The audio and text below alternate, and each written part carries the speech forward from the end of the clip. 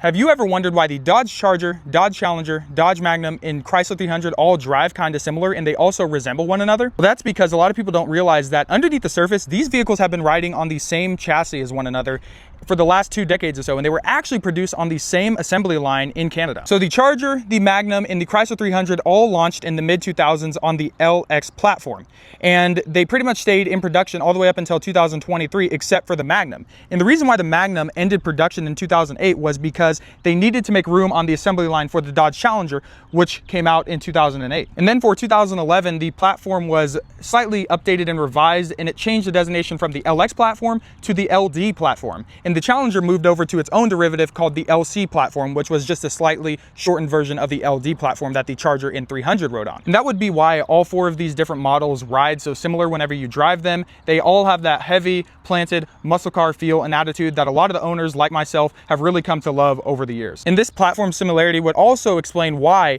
parts between these models are so interchangeable with one another.